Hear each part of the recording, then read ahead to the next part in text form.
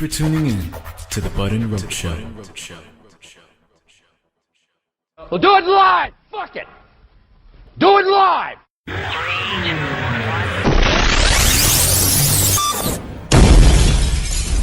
This is the Bud and Roach Show.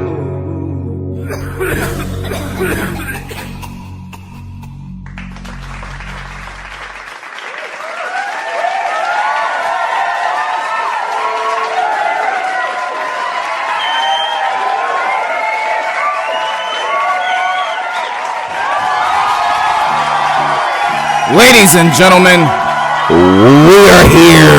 We're back and live. My God.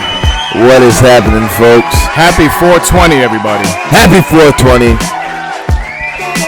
You know what day and what time it is and where you are at. It's a beautiful feeling, bro. It's an amazing feeling, man. It's a fantastic feeling, man. Freedom in these United States of America. You know what I'm saying? That we get to enjoy this. It's not a real holiday, but it's a real holiday to folks like us. Even some people who don't, partake on days like today. And they enjoy it. The people who, usually call it the reefers or the devil's lettuce. Today they're gonna try a little of the devil's lettuce. Can it really be considered a national holiday already? It should be. Because enough people smoke. Back in the day, not enough people smoked for it to be considered national holiday. Well, maybe they smoke, just not in public. Yeah. You know what it is? I think they just need to just stop with it. And you know how you do it? You combine 420 and Earth Day. And, stoners are some of the, most, ecologically friendly people, man. People that are friendly to the environment, aside from the fact, we put some smoke in the air, recycle a lot of hemp products. It is a leaf, so it's only going back to the environment. Yeah. So it's not like a K2. Yeah, you know what I'm saying? So, could you imagine that if you combine 420 and Earth Day as a national holiday? Could you imagine what stoners would do in droves? Because let's be honest, we're stoners, but in the daytime, we're responsible. We do responsible shit, no? Absolutely. So, could you imagine? We're responsible stoners. Yeah, and there's a lot of responsible stoners. But could you imagine if on 420, you combine 420 and Earth Day, and all the responsible stoners around the world and on the earth got together and did multiple separate projects, how much awesomeness would happen. And then around 1 o'clock, that time, it's like, guys, we've worked really good and strong for 3-4 hours. Let's go get fucking stoned. Then it's party time. You know what I'm saying? Oh, you know what I'm saying? You know what I mean? You know what I mean? I feel like back in the day when we got stoned, it was always a story. Now, we're just regular stoners now. Yeah, because back in the day, man, it wasn't, I hate to admit it, I don't want to say it was a niche market, but it was kind of a taboo thing to do. You know what I'm saying? So Marieli's on the chat right now. She said, I thought that's why 420 was so close to Earth Day.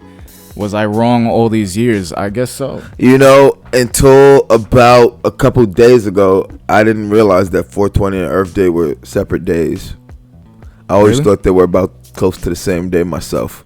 So when is Earth Day? Earth Day, I believe, is the 23rd. Is April 23rd. So that's the official Earth Day 10-year anniversary of Bud and Roach. Yeah. Yeah. It was April 23rd that we first went live. If I'm not mistaken, I may be wrong. Where's my fucking phone? Wrong phone. That's my iPod. Let me Google that. Let's get through the basics right now. For some reason, the MPK kind of tweaked out, so I'm kind of lost with the sound effects right now. Ooh. But this is live troubleshooting. This is what I got to do. But with that, of course, you guys see it on the screen. You go to shop.budandroach.com and use the code 10years to get 10% off the official Bud and Roach Show merchandise.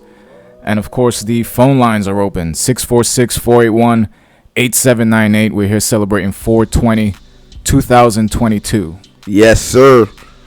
And Earth Day is actually April 22nd, 2 days. Yeah, Mario just said it on the chat. April 22nd is actually the official Earth Day. So yeah, man.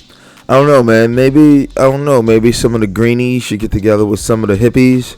The greenies? Yeah. That's the Earth Day kind of people? That's what I Is call that them. The Green Party, the Greenpeace people. You know? Greenpeace. To save the whale folks. You know those what I mean? people, I mean, are those the ones that go out like pirates and they go attack the boats that are actually out there hunting these animals? Yes, essentially. Greenpeace? Yes. Yeah, about the same. Or some splinter groups within them. I don't want to blame them for something, wrongly. I'd say some splinter groups within them. Splinter groups? To be politically correct, you don't want to blame one whole blanket movement if it's not them. Yeah, we got to do some research into Greenpeace. Have we ever had anybody that was like an activist of that sort? I was looking at the activists that we've had on the show, Jason Burmis and Cindy Sheehan. They didn't really go out there and actually did they bring the fight to people or? Nah, not in that manner. Cindy Sheehan was like a big war protester. And Jason Burmis actually with Loose Change. Yeah, that was a documentary that he did. Yeah. That Nick of the Subjective Perspective put us onto. Yes, sir.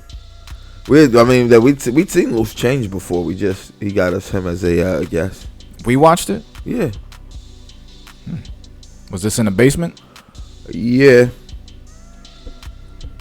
Interesting. Around the time of, I don't want to say.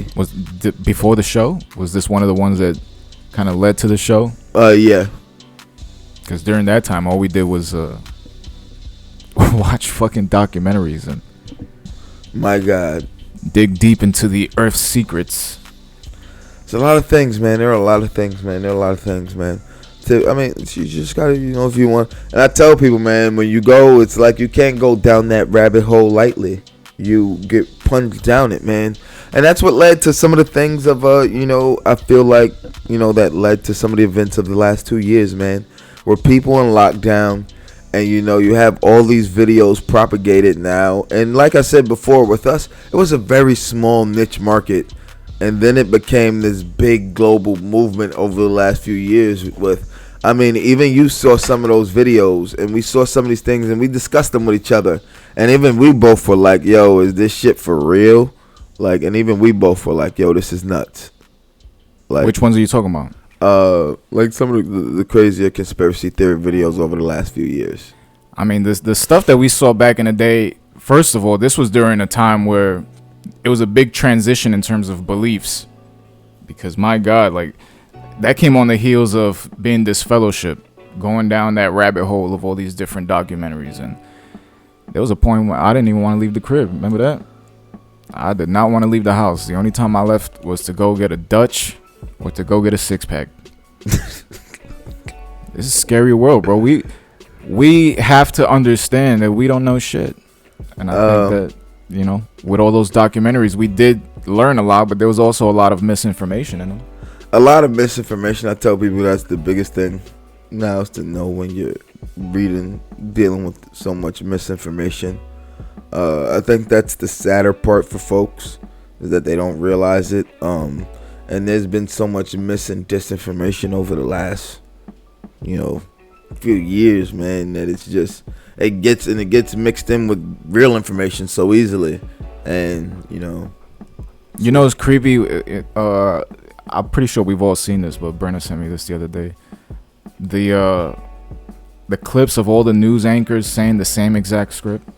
It is creepy, bro. I've seen that a few times, different things. Like you cut it, and it's almost like those splices from the movies. Yeah, it's creepy, man. It reminds me of that JT video that we spoke about that time at. I got to play. Yo, that video was shit. Yo, do you realize how JT ain't really been JT since that? That was his last big thing. I know he's done a couple of the animated movies, with kid stuff, had the happy dancey songs. But he ain't really dropped no JT shit in a while, man. It's been a long time, bro. 'Cause that video had a lot going on in it, man. You think they approached him after that? I don't know, man. I don't know. I just know JT, I don't want to say went radio silent, but, I don't even want to say he's been a target either, man, because, you know, maybe, you know, he did deserve to have to answer some questions after, you know, gonna have you naked by the end of this song today. But, you know, apparently, hold on, before I go further. You don't think that was orchestrated? It was, and Janet apparently told him not to worry about it. And in that Janet Jackson documentary that was on sometime in the last few months, that big documentary, it was a couple, like I think a 2 or 3 parter.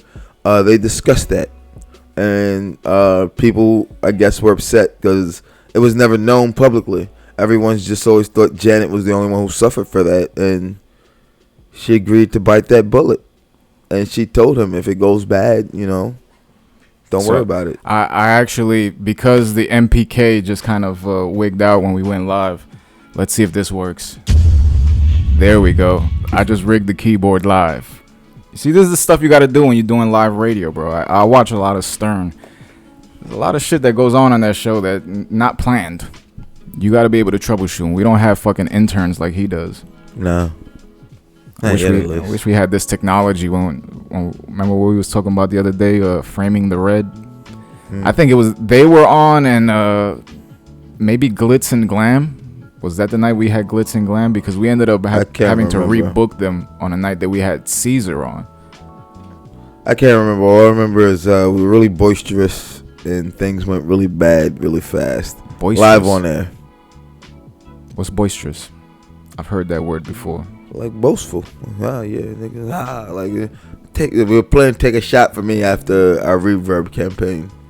That's boisterous. that is a textbook definition. What a day that was. Yeah, it was a fun one. It was a fun one. We're here. Obviously, you could tell we're a little stoned, but we're here to celebrate 420. Celebrate 420, man. We celebrate 420 out here in these streets. You know what I'm saying? You know, it's like a stoner. Like, I mean, I want to know how many people really still do it. Like, celebrate 420, man. I mean, we call it celebration because I'll be honest, I have to go to work later, so I can't get like, you know, this is like the level of stoned I would get if I was home playing games. I'm maybe a little higher than I would be.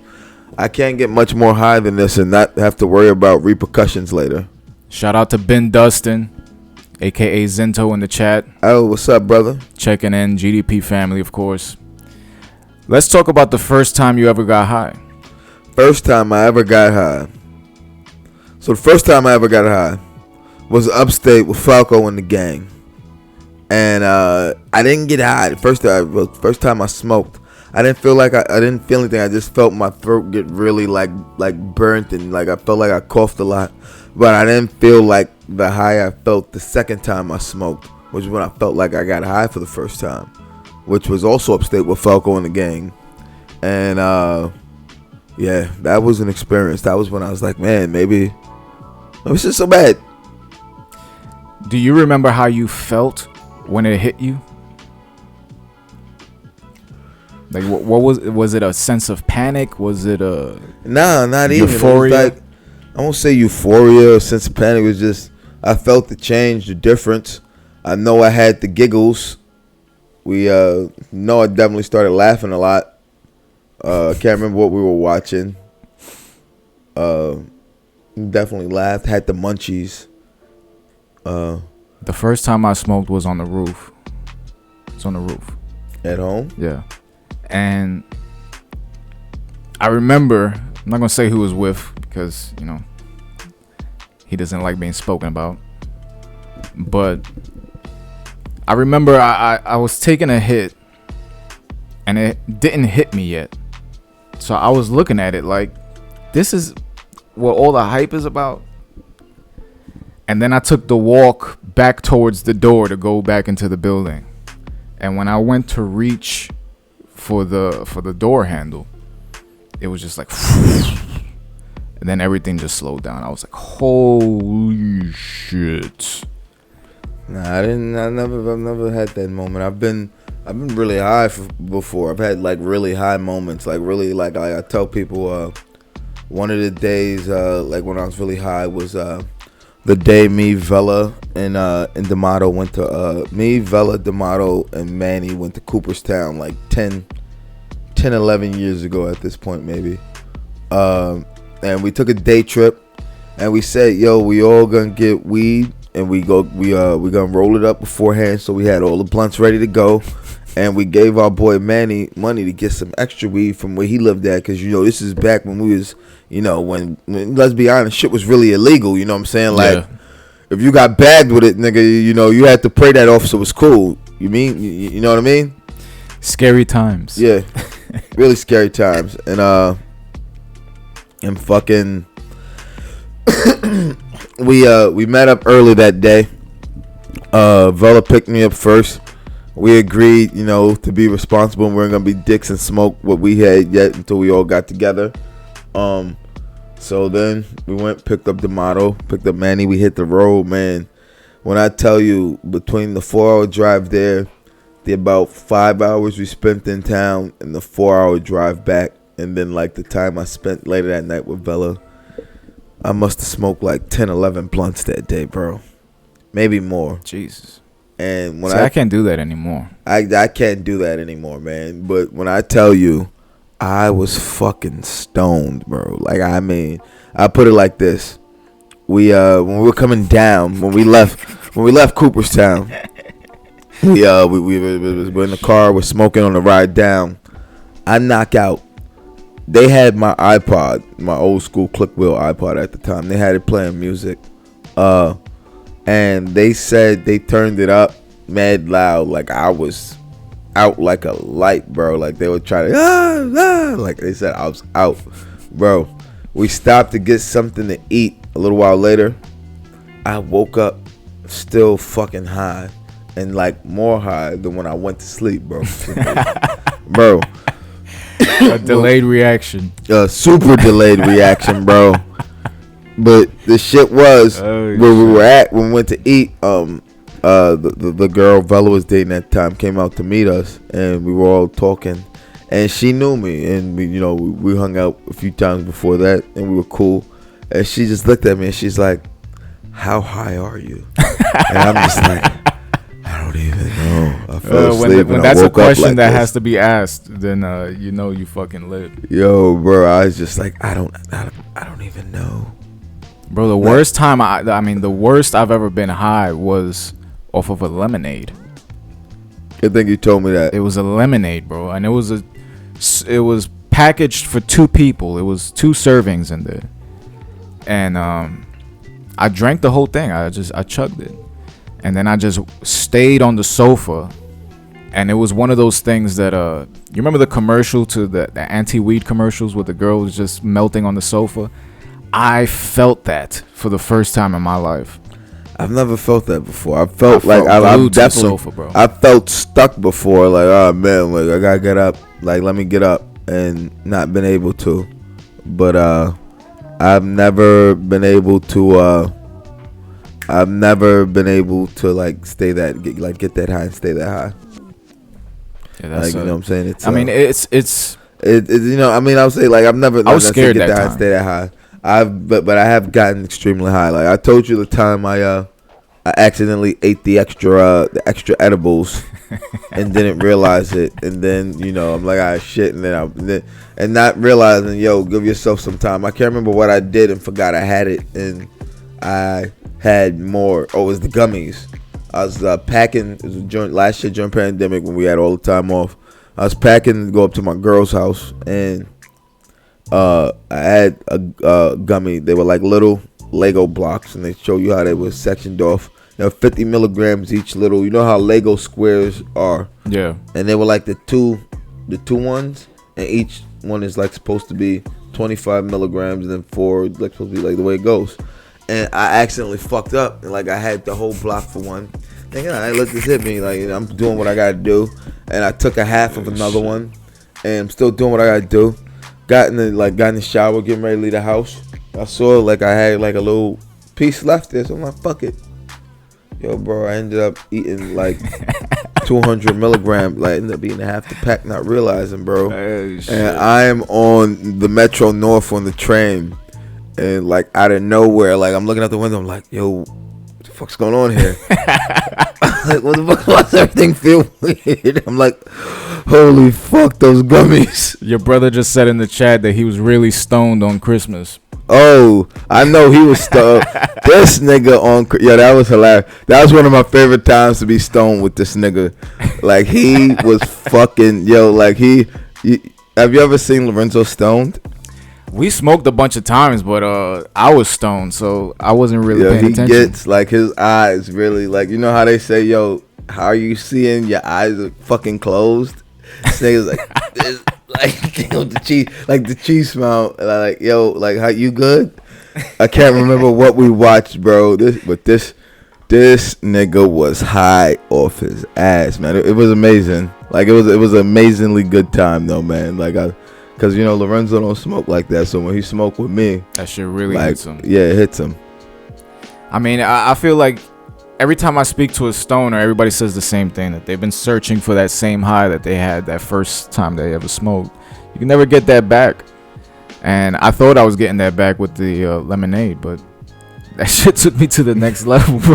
Nah, see, when you say shit like that, that's why people say shit like marijuana is a gateway drug, man. Like, yeah, but I didn't go out and do coke after. Nah, but like people say shit like that, and like, yeah, you never reach that first high again, but you have really fun, really high times again after that. Yeah, but that's the thing too. There's different grades of marijuana, so even if you smoked your first time and it was just some regular haraks, which most of us smoked for the first time, then you go get some OG Kush or some all this shit that they have, some now, triple berry Afghan blast goo. of baby nuts. You know what I'm saying? And you see now, I mean, back in the day when we first started the show, Nicky used to call in and brag about the fact that he would go to the dispensary. Man, that shit he get from the dispensary. Yeah, fellas, they had a little sip, we had an eighth going on, and I picked up some nice Jack Herrera, beautiful buds, man, and they only give you beautiful buds, bud. It'd be like, Nicky, man, all you're doing is depressing us, man. Yeah. It's illegal here. We gotta sneak around the smoking shit, like, you know what I'm saying? Gotta avoid the fuzz. And you getting all these beautiful purples and greens with log into the chat, crystals. You gotta log into the IG chat. How do I do that? Just go to the Bud and Roach page but do it under your account. Don't do it under the Bud and Roach account, so you can see the chat. Cause your brother, he just put an emoji, but I can't tell what that is. It looks like a snake. It looks like something. I can't see. You're gonna have to put the emoji again. I just joined the chat. What the fuck? Oh, chasing the dragon. Chasing the dragon. That's a little dragon. Yo, he's a fucking dick chasing the dragon. Chasing the fucking dragon. Puff the Magic Dragon. What are the different names that people have given weed over the years? Ganja. Yeah, but that's reefer. That's always been around, no? I hate when they call it dope. Yeah, that to me crosses the line. Some dope. No, nigga, I'm not using heroin. It's not dope. That shit annoys me. That shit gets under my skin. That grinds my gears. But that was when people try to call we heads a dope head. Like, no, nigga, I can stand up straight. But I think that was a marketing campaign that was put together, for the anti-marijuana laws and all that shit. Your brother said the devil's lettuce. The devil's lettuce. That's another one. My God. We want to remind everybody that the phone lines are open. 646-481-8798. You're going to be with Bud and Roach until 1 p.m. We're going live till 1, right? Yeah, we're going live till 1. We'll be live till 1 p.m. today. You know what's a funny story? I'm thinking of with my brother. He's still listening to us right now. There's one time when we were still living at home, and I was smoking. I was the Smokey McSmokerson now, and not him anymore. And Smokey McSmokerson? Yeah, and he wanted to burn with me, and I had just finished rolling a nice blunt. I'm like, fuck it, yeah, we're about to play some 2K. Let's go get high, man. So we outside, and mind you, this is when they were doing work in the parking lot, and they were doing work in the parking lot in the backyard. Yeah, and so the parking lot was locked. Like, from going out, you couldn't go out from our side through the black gates. That was chain locked. Like, there was no way to come in or out through there. So I felt ridiculously comfortable smoking, like, right by the door. If I see the boys come down the block at that time, they could clip it, walk upstairs before they even make it around the block, nigga, unless you're gonna burn rubber like it's GTA and get here in 20 seconds. But not happening. Not on that block. Nah, not on that block. But we're outside smoking. He sees we see the boys come down. As I'm telling him, yo, be cool, chill. So he's like, nah, I got to toss it. Nigga takes the pull, flips it around the corner. I'm like, yo, they not coming in here. And he's like, yo, we got boogie. I'm like, yo, like, damn. Nervous. So we go inside, chill for like 20, 25 minutes. I'm like, see, nobody around. I'm going outside to smoke. And at this point, I packed the bowl, but I went to go, like, I couldn't find that blunt anywhere, man. I'm like, I don't know. Like we were standing in front of the first floor of my side windows. And this nigga, like, he had him and he's smoking it. He tossed it around like that way, like so I guess it maybe went down into the grate. That's the only thing I can think is like this. You ever ate a blunt? Huh? You ever ate a blunt? No, I've never ate a blunt. I've seen people eat blunts. I've heard of that, man. I'm like, that's gonna get really weird for you. Do you get high? Some people have told me that they know people who did get really high because eventually you do digest it. Yeah, you consider it an edible. It's a plant, so imagine eating a blunt and then thinking that you got off scot-free when you go to work and your fucking eyes don't even open. Yo, bro, like, I mean, that's wild, man. People have told me some of the stories about when they've had to, gotten pulled over and just gotten lucky or not gotten so lucky. It's just like for a plant, man, with all the shit going on in the world, man. It was always crazy to me, man. The old school stories of what people had to go through with weed, because we never really dealt with the cops with weed that much when we started smoking. Yeah, but it was still illegal. It was still illegal, so it still brought a sense of anxiety to smoke anywhere. Definitely, man, having any fucking bud on you had brain anxiety, man. I won't say anxiety, but like smelling like bud, you was like, that yeah, me? you was always that me in public. You like, that me? Nah, that ain't me. I don't smell that. Nah, I'm good. I remember the day that I found out that they sold weed in the delis now, like especially in this neighborhood, that I could just go and order. It's like, yeah, I mean, it's don't crazy. even need a dispensary. Like, you literally just go to the store. store. I wonder what's gonna be when dispensaries come, but it's like they said it's like a loophole to the way the laws are written, the weed laws that are allowing them to do that. Like, they're selling weed in barbershops. It's like you get, it's crazy. It's wild. It's wild, bro. But like, it's like people have, like, it's like the way the law is written. Like, it's a loophole that if you can sell it with something else as a service or something else, and it's legal until they figure out the dispensaries. Oh, we got a caller, of course. Who we got? We know who it is. Caller, you're live on the air with Bud and Roach. Hello, it's Mariani. What's good? She's back. Yes. I have a few questions. Let's hear them. First, all right. Since weed have been legal in New York, is this the first 420 since it's become like illegal? Is it?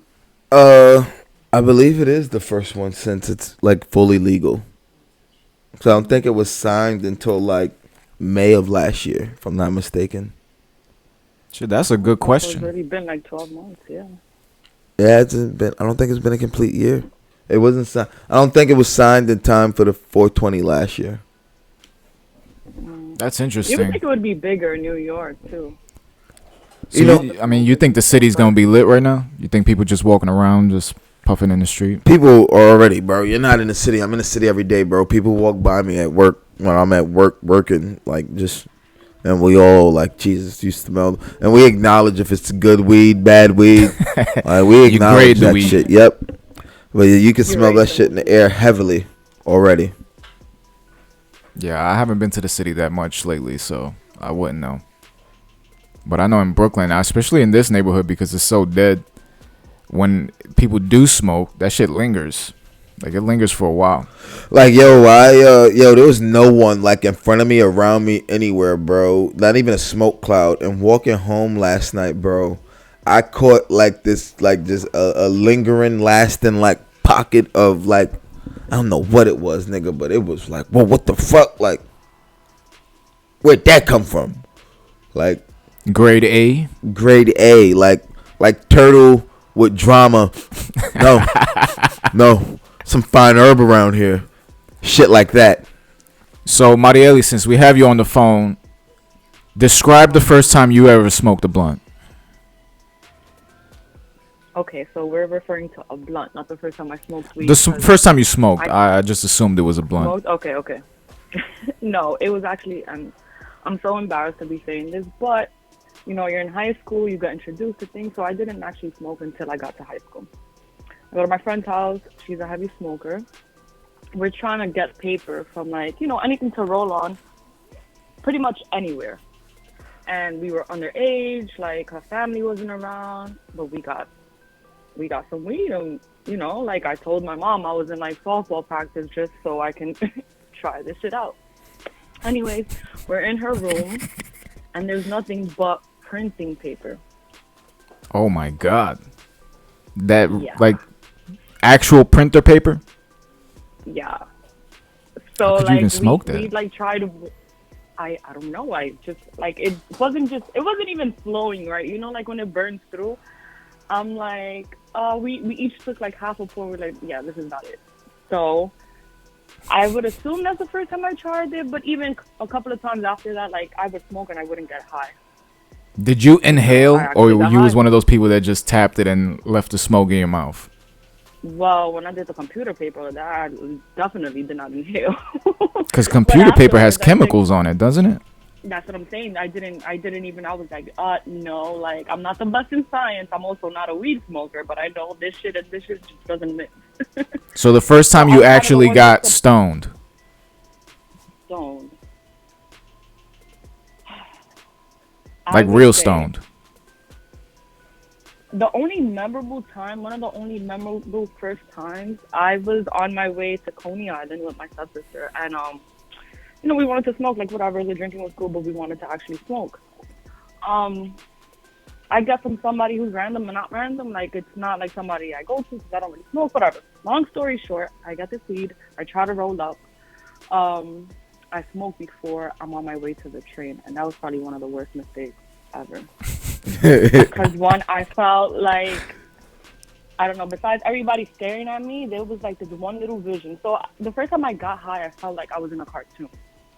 To make the long That story sounds short, accurate. Like in a cartoon, animated. So this was my cartoon scene. I think it's Spider-Man 2 with the guy with a whole bunch of legs is going after Spider-Man. Dr. on the train. Octopus. I don't think that's, is it Dr. Octopus? Yeah, I think he's the one in Spider-Man 2. So they're on the train, right? And right when that train turns and you have to grab like both carts together, I was standing up on the like 4 train. So I felt like I was in that scene and I was Spider-Man, and I had to like, while it was turning on the 161 to go underground, I really had to like hold it down while Oh. everybody was staring at me. That was my first like high story. Oh, I remember. I hated those. Pretty much chilled out. I hated those high moments in public where you felt like everyone was staring at you and everyone could see you, like, and everyone knew you were high. Like I those were moments where I could say I felt paranoia back in the day, like where I was like, Spider-Man. I was Spider-Man at that moment. I had to like keep the shit together, and everybody's staring at me, and I'm like, this is the first time I ever feel high, so it was insane. Fucking So it was Spider-Man. more pressure on me because I was literally Spider-Man at that moment. that's incredible. That reminded me of when I took fucking a bag of mushrooms and got on the bus with JD. What? And then I told him, once it started kicking in, I said, bro, I gotta get off the bus. And he said, what happened? I said, it's not happening to you, because we both ate the same shit. And then he looked at me, he goes, yeah, it is. I said, bro, we gotta get the fuck off this bus. I felt like I was swelling up and I was gonna make the inside of the bus explode. So I'm just looking around like, holy what shit. made you get into like a bus first? Like, I mean, Because we had, all right, if I'm gonna ever get to that point, I'm gonna be somewhere where I feel comfortable. we had to go to some sketchy place by Queens Mall to go get these mushrooms.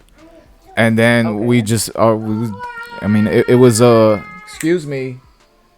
It was a journey over there. So on the walk back, we just started eating straight out the bag. And then once we got towards where the JC Penney is, that's why I was like, bro, we should just get on the bus. Bad mistake, bro. Because by the time we got off You quit? when we got off the bus by Forest Park, and it was just this dead area. So we were just in the middle of like greenery, and I ended up going into the woods, and I didn't come out of the woods for about 4 hours. That's when they had to go in and find me. I was playing with mosquitoes. Oh my Fucking God. moron. That shit, nah, that was a crazy trip. And inside the park, we were smoking blunts. So that, I guess that's a 420 story, because we had Yeah. to balance it out. Yeah, I've never really done the psychedelics. You know what's funny is the place that I'm talking about was the place that I took Zinto to try to shoot that video that I was trying to shoot, that I ended up posting on my Instagram while I was just dancing with a fucking hat on. Yeah. That's the exact spot where I was tripping out for about 4 hours. So that jogged your memory, made you want to go back. It was a great experience. That was the first time I think I ever broke through on mushrooms, and that was trippy, bro. And I kept thinking about that Entourage episode, Joshua Tree. Wow. So I was just trying to live out the fantasy in the movies, and Yeah. you know how it goes. Yeah. Stoner shit. Fair enough. Fucking. But would you be open to doing like psychedelics, or is that like a no-no? I've always wanted to try peyote.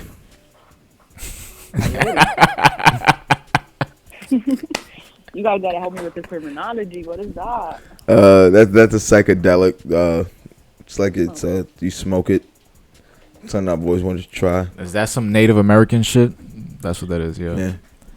That shit they do out in like Nevada in the desert. Yeah. That's the perfect place to be doing that shit, honestly. It's not pleasant to take mushrooms and then be in a city environment. I can tell you that.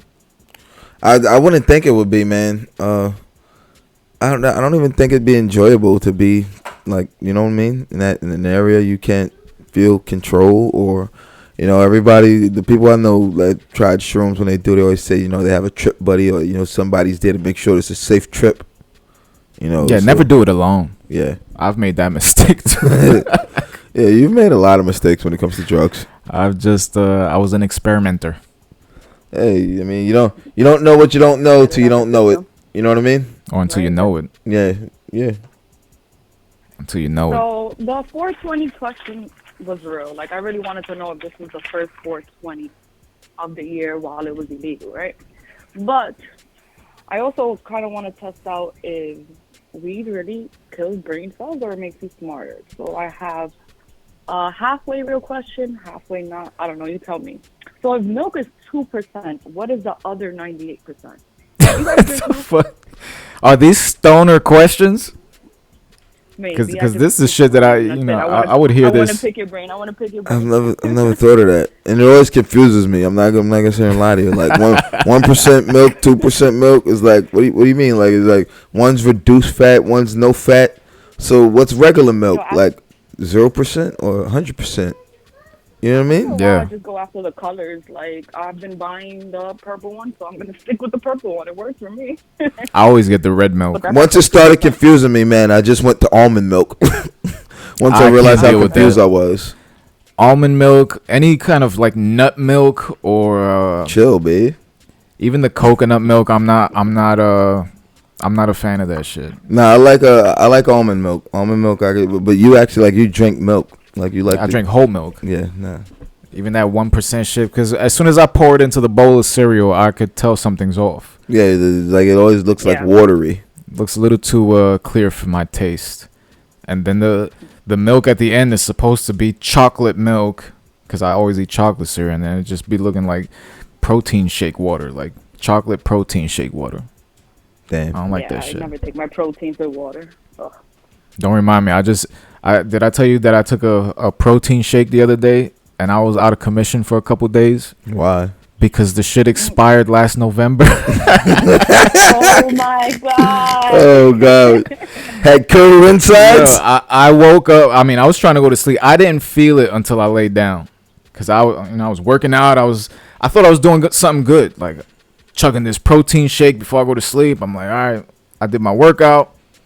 Laid Are you down. supposed to take a protein shake before going to sleep? I don't know. I just thought I was doing Not something before good. Sleep, but you're doing. If you did it after workout, that's pretty good. But I don't It's know if protein you- whey. I always take it after the workout, and it's to repair the muscles faster, so I could do the same thing again the next day. And Man, that shit backfired, man. Because as soon as I laid down, my stomach felt like a hand, like a spirit hand, just went into my body and started squeezing it. So I went into the bathroom. I'm sitting on the toilet. Nothing. Now I'm just in pain. I didn't know that was the beginning of potential food poisoning or whatever the fuck it was, because I didn't even think to like check the expiration date. Brenna told me the next day. She was like, is it expired? So I go and I check and it says November 2021. I'm like, oh shit. Then I go and I check the other protein shake that I was going to use that thankfully I didn't use. And that shit expired in 2018. I was like, God, How fucking long has it been since you used either of them? I was like, yo, I didn't know that protein shake expired. I thought it was Everything just powder. expires, Now, bro. I mean, everybody says that now, but shit, I don't fucking know. It's all processed garbage. That shit had my stomach twisted, bro. I bet that And you shit had don't it sound with like a milk fun too, right? experience. And I'm over here like smoking extra, thinking it would calm my stomach down. That shit, nah. In the beginning, it was all pain, and then afterwards, it was just the storm, bro. The storm came. That was about a 12-hour storm, bro. I was in the eye of the hurricane. My God, that shit hurt. I'm getting pain just thinking about this. Oh, shit. that sounds. I feel your pain just hearing you talk about it. That does not sound like a pleasant adventure. I hope you stayed hydrated throughout that. You know, that's the most important thing. Matter of I think fact, that's stardom for life. You might not work out again. gotta drop a little Stone Cold for that, man. Yeah, man. If you guys are watching the screen right now, of course, you can purchase the official Bud and Roach Show merchandise at shop.budandroach.com. Use code 10years for 10% off everything in the store, man. Yo, I want to tell a funny stoner story.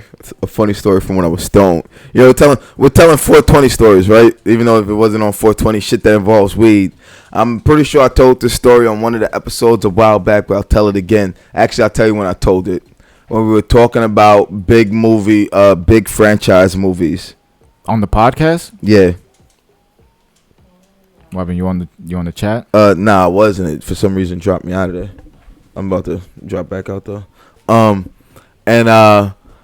We did. I probably told it on that podcast, but we went to. It was when I was working at D&B, and they got us the movie theater to see Harry Potter and the Deathly Hallows Part 1, and we were gonna see it after work. So those of us that smoked, even though we weren't into Harry Potter, I wasn't big into Harry Potter at the time. I'm gonna be totally honest. I wasn't big on the shit at the time. And I, didn't know nothing about it. Everybody like, yo, it's going to be a dope movie. It's going to be a dope time. You don't know nothing. Just still, let's come chill, I'm like, fuck it, after work, everybody, we going to smoke. So let's fuck it. I'll go see the movie. Where we going to smoke? We're going to smoke on the roof of the movie theater on the deck upstairs. One of our boys who used to work there was supposed to get us to the elevator, take us straight up, and then we come down. He bailed at the last minute and left before we could all get there. So we like, fuck, how we going to get up there and smoke? We got all this weed. We want to smoke before the movie. And us not thinking any better, we decide to turn all the elevators coming down off to walk up the escalators to get up there. So It already sounds like it's gonna be crazy. we do this. We go up 4 escalators, empty, not a soul in sight. We up on the top deck smoking. We it's about 5 of us, 6 of us. We siphon about 5 blunts maybe, and we eventually, let's go down. Let's head into the theater, and make it down the first escalator, no issue. Second escalator, couple people, really no issue. As we're coming around for the next one, we see a crowd of people, and we're just like, yo, what the fuck's going on here? And we can hear on the radios, well, the escalator's off. What's going on here? We're about to have a fucking people getting crushed. We can't walk. People can't walk. What's going on? You got to hold people in the hot theaters. And we're all there like, what the fuck? And we're all like, yo, like at this point, we're high as fuck. We reek. Like, yo. Was this the old job? This is the old job. Yeah, and this yeah. is the theater above us, the AMC above us. Oh, shit. So we all a little nervous about this shit, and mad people trying to get out the theaters, and we not thinking every theater in this theater is probably showing this, which it was at that point. It was a midnight show, not a midnight showing, but the early showing for a movie who people have waited all this time for to see the end of this series of books. And we didn't think that it would be showing it. We think it was only like 4 or 5 theaters. No, all 30 some odd theaters was showing that shit. And the showing started at like 9 something. So when we coming in there a little after 1, you know what I'm saying, and then filtering out, we didn't realize we fucked up. And we didn't realize how bad we fucked up till we heard them on the radio saying they needed to call the cops and shit. So as they're doing that, this nigga Vela, he's behind me and he's laughing. And he's so high, he's cracking up. He's like, yo, this sucks, we did this. I was like, nigga, shut the fuck up. At that point, like, you just gotta laugh, bro. Yo, bro, nah. And then, like, there's some teenage girls in front of us. And, you know, we still had some weed and some clips on us. And they're just like, you guys really stink. Can you move from it? It's like, where are we going to move? Like, you don't see this crowd? So we just start opening doors. We walked into, like, a couple movie theaters through the emergency exits, like, trying to maneuver around. We eventually made it down to the theater. And this whole thing, getting down these 4 stories, took about maybe a good half hour, 40 minutes. You want to know how much of the movie we missed? 40 minutes. You want to know how much of the movie we missed through all of that and, you know, previews and all the extra stuff going on? Maybe about 5 minutes. Damn, for real? Yeah. I shit you not. I thought I missed a lot of the movie. And even I thought I left with a lot of the movie to go. I didn't know until I finally got into Harry Potter and got... Previews be running long, though. Word. And I finally got into Harry Potter and saw it. And when we got in... It was, if you know the movie, when they're doing the 7 Harrys. Yeah. And then when I left was right after they got caught by the Snatchers and they were taking them to Malfoy Manor. So I missed 5 minutes and I left with only like 20 minutes to go. So me not knowing much about Harry Potter, I thought I missed a lot of story, or, you know, was a lot of story that I missed, but not really. And the shit was crazy, bro. Like, I will never forget, like, yo, hearing them on the radio and, like, yo, I was like, yo, we are Somebody going fucked down. up. I'm like, yo, we fucked up. That's fucked a up big bad. fuck up. But afterwards, I swear to God, after we got back to our theater and we were inside, bro, we could not stop laughing. We laughed about it for days afterwards. But in those few minutes, nigga, we were petrified. Like, yo, when they find out this was us, we are fucked. You asked me earlier what was my favorite stoner movie. Yeah. What's yours? I said it. This is the end. With Seth Rogen. Is that really considered a stoner movie? I don't know, man. Or is that a movie just that you love watching stoned? I feel like it's a bit of both, because you have to realize it's Seth Rogen and what's your boy, the same ones from yours, Pineapple Express. James Franco. And then they have everybody else from all the other comedies movies they did. It's mostly comedy, but it has the dark twist on it with it's, you know, happening in the apocalypse. But I think the way I'm not sure that qualifies as a weed film, though. I don't know. I think that maybe Pineapple Express would be more like a weed. That to me is my favorite weed film. It has to be about weed. A stoner movie, yeah. Oh man, it's like Half Baked. How High? Yeah. I thought you meant like to watch while high. Cheech and Chong. You know, the thing is, when it comes to stoner movies like that, I'm gonna be honest, as a stoner, some of them just don't make me laugh. They try too hard, or you have to be like really stoned. Like, they should be funny when you're sober. You know what I mean? You ever watch something when you're really high and it's hilarious? Yeah. And you're like, yo, you see it on again. You go to watch it sober. It's like, man, I might need to stop smoking. Or how about watch something that's scary when you're high as opposed to sober? Because I think that first time we saw the trailer for the possession of David O'Reilly. You were the only one who freaked out like that, man. Me and your brother were like, let's go. And you're like, yo, it's my house. I ain't watching that shit. No, I don't want that shit in here. I don't want, yo, there's going to be, yo, you flipped out on us. Because I think we ended up watching like Anchorman or some shit that night. Yeah, we had to keep the mood light because I had a little bit of a panic attack. It's just one of those superstitious things, I guess, growing up in a religious Hispanic household. They tell you that demons could come in through the TV and then all types of shit. So as soon as I saw that movie, I said, take this shit off the screen before this shit fucks up my life. But we ended up watching it. Scary one. What was that? Scary one. I'm sorry. It's a scary one. It's a Hispanic, Andrea. I don't know if you ever heard of it. It's Dominican. Andrea. Yeah. Is all Spanish? It's all Spanish, yeah. I think I did see that, babe. Didn't we see that? A horror movie that was all Spanish.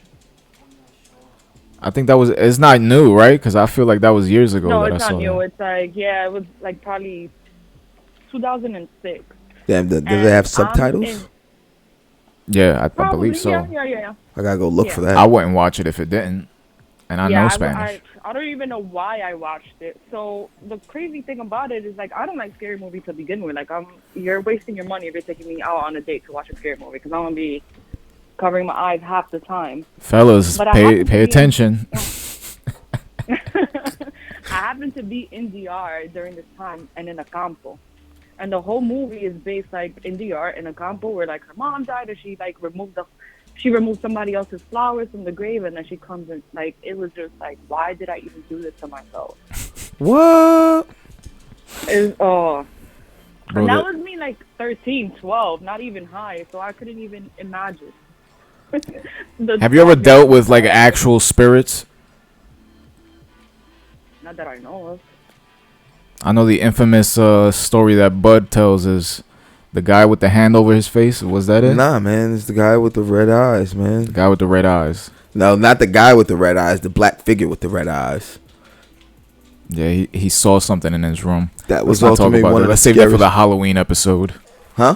Let's save that one for the Halloween episode. Nah, man, but shit. I'm thinking. I'm still trying to think of a stone. You know, I'm still thinking of stoner movies, man. It's just like, you know, some of them are really good. Like you have your, but I feel it's so cliche, and it's tough to like find really great ones. So what out what there. movie would you say, according to the way you considered a stoner movie before, that you would just get high and watch a movie? Which is your favorite movie to get high and watch? I guess. Well, Get Him to the Greek. Get Him to the Greek. Yeah, Is that with Russell Brand? Russell Brand and Jonah Hill. Yeah, I gotta watch that again. I don't even remember that movie. I love that movie. That's where he's the rock star, and then he gets sober, and then his girl cheats on him and leaves him, and he goes back tumbling down and burns out, and comes back for the reunion concert. But he brings the intern kid on him on a bender for about 96 hours. I love it. It's one of my favorite movies. That And- Forgetting Sarah Marshall. There were a lot of movies in that stretch, but I always tell him, like, I made the joke, and now I can't watch it so much, or my girlfriend gets paranoid. I told her that when I used to break up or things would go bad in relationships for me, I would always watch Forgetting Sarah Marshall. You know, That was your breakup. Your breakup movie. that was my breakup movie. Bro, Forgetting Sarah Marshall. I love that movie. I've had some pretty pathetic routines for breakups. I had certain songs that I would just play over and over, and I mean, those. Give So me this one. is post breakup or like just telling somebody you're about Oh, to break up listen, with you know, Post breakup. I'm King Roach now, but I wasn't always King Roach. Alex was a simp back in the day, and he had very much simp qualities. He was very overly emotional about too many different things, and yeah, there was this one song that I would play to build a home, I think it's called, by the Cinematic Orchestra. It's like some really movie shit. I think it was one of those songs that they would like cut clips of The Notebook to and then put them on YouTube. I was gonna say that just hearing the name of that song bootleg just makes me music feel video? sad. Like, goddamn. Yeah, it was just a really like mellow song that just depressed the shit out of you. You know, it's funny. Somebody had posted this the other day on IG stories. They said, when you restart the song that was supposed to make you cry because it didn't make you cry hard enough. That's crazy. But there are people that do that. Like, I don't know, watch movies that they know are gonna make them cry. Watch shows that they know are gonna make them cry. Like, I don't know, man. Like, I get sometimes you need a cry. I just don't get needing a good cry every week or every day. I don't know. I'll say here, Or bro. making yourself cry. Like I feel like if you're gonna cry, you're just gonna cry. You're not Yeah. gonna like do a whole, you know. Nah, I Yeah, have I think I have ceremonies. I have crying ceremonies. crying games. That I would just sit here, watch a video of Hogan coming out after WrestleMania with The Rock and him getting that standing ovation, and I'll just be here weeping, bro. And Brenna's just looking at me like, I married this guy. Every time you talk about crying the wrestling videos, I'm like, how the fuck are we friends? I'm like, I love you. It's like, I don't cry to football, baseball videos, you know? Those are moments that maybe made me cry in the moment because we lost, but... Yo, the shit that makes me cry is so random and ridiculous that nothing surprises me when Brenna looks at me anymore. I've seen every face she has. It's just like, holy shit. I'll just be here, and I'll do exactly what they posted on that story. I'll rewind the video of Hogan coming out just to hear the music hit and hear the big pop, and I'll just pause it and I'll rewind it. And I'll just sit here, and the tears are just coming down. I'm just like, why am I doing this to myself? You're going to have to start restricting his internet access when motherfuckers die. But you know what? To my defense, that was also something that I did when I drank. And I haven't done it since I stopped drinking. That's good. You'll make yourself cry when you're drunk. You haven't cried since? I haven't cried to Hogan. I'll say that. I've cried. Just not to you used to make, you shitting me? I never, these are things I never knew, bro. Niggas said they used to make myself cry when drunk. I'm telling you, bro. It's a disease. Oh. I'll look at myself in the mirror and start thinking about, accomplishments. And then I'll just start crying and looking at myself like, you got this, bro. You got this. Bro, I have too many of those private games. Oh. I play mental games with myself like at work to make the time go faster, bro. Yeah, I do that shit all. When I was working security at the Balenciaga in Soho, and they had tiles on the floor that it was just 9 tiles in a square, and I spent 8 hours counting each step going in those tiles, like literally in a circle. Like, that was my game. That and responding to text messages through the voice. The voice activation thing. So I'll put my phone in my breast pocket, and they, the fucking cameras, they watch everything you do there. So I was getting all these messages of harassment. This is when I was dealing with those people. This is when I was dealing with the dude that wanted to kill me because he thought I snaked him on a deal. Yeah. The old guy. Yeah. The old guy with the TV thing. Yeah. And he's cursing me out. I'm trying to respond to him without getting fired. So I'm just I'm pressing down on my suit jacket and just saying to my iPhone, "Fuck you," and he'll type that shit out. You might have looked a little crazy through camera, though. Oh, I'm sure I did. You probably did. I'm sure I did. Oh man, I got fired from one security job because they didn't like the way I stood. Yeah, I mean, What? They didn't like the way I would stand up. you're supposed to stand a certain way. Allegedly. When I have nothing to do with it. I'd already drag people out of your bar for fights.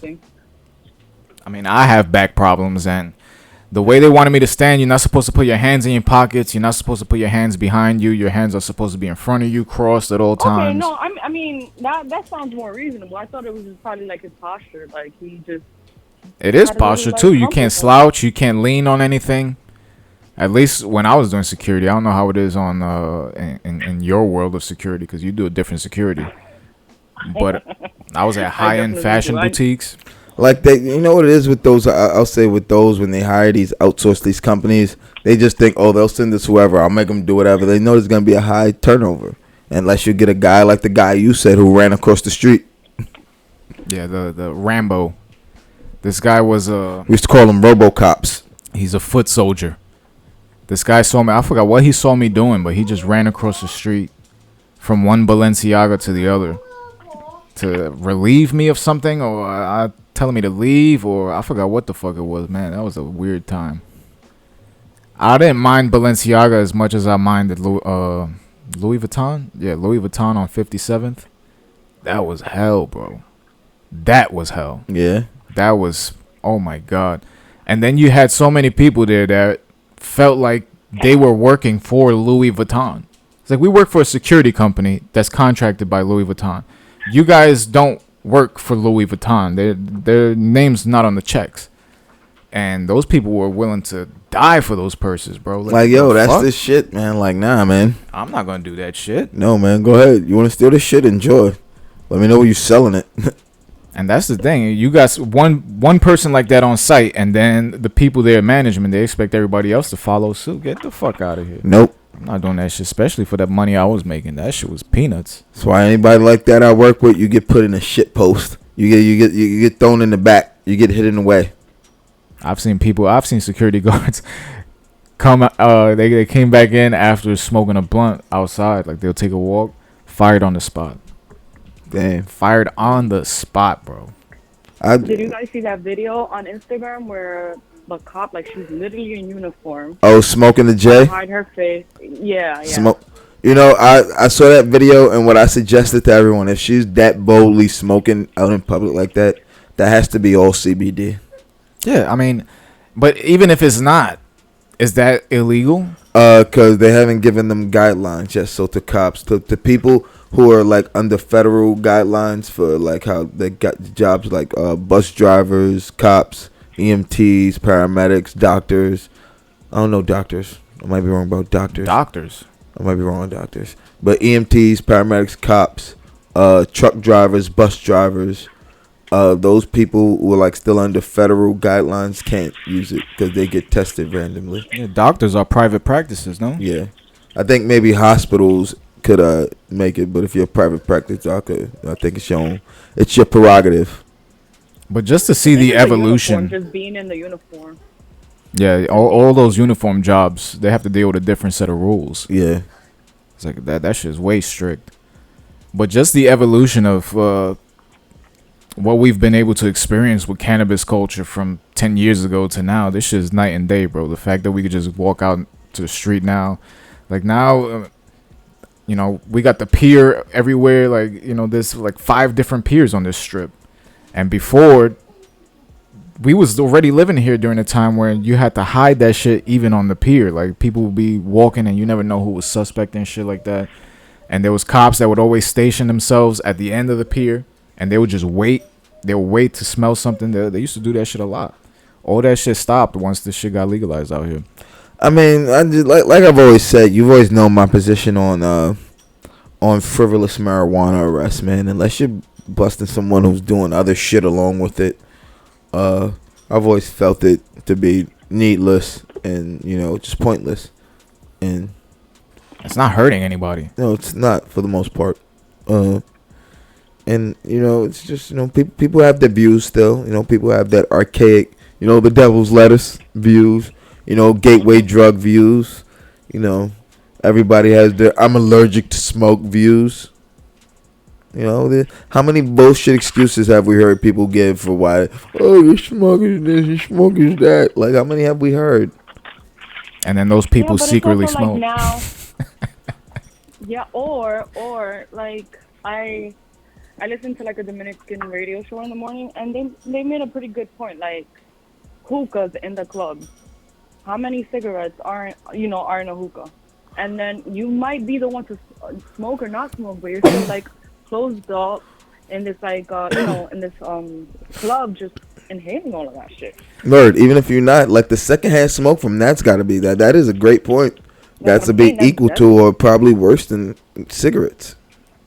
It is worse. And that's an argument that you know, I would be in hookah lounges. There was this one hookah lounge in the north side. That shit closed a long time ago, but it was like maybe like Egyptian inside, and they had all these like carpets, and you would lay down on these beds, and they'll bring the hookah in the middle. It was a pretty dope spot. But you would hear people in there complaining about the cigarette smoke coming in from outside. I'm just like, this is a fucking hookah lounge. Like, what the fuck are you talking about? You fucking shitting me? And apparently, like, one thing of hookah is probably like 10 cigarettes. That's crazy. That's the equivalent of 10 cigarettes. I can believe that. Per hour, and then people smoke it for like hours. Hours on end. Keep refilling it. Like. And people try to use weed on hookahs, but you need like. People tried alcohol. Yeah, there's so many different ways people try to freak these hookahs. Like, I've seen disgusting. like to put weed on a hookah. You need a lot of weed. You need like the pure buds, and you need like a fucking torch on it. Like you can't just put it with those coals. It's not gonna burn it right, and you gotta burn that shit I quick. used to bomb. Yeah, Can you make a weed coal?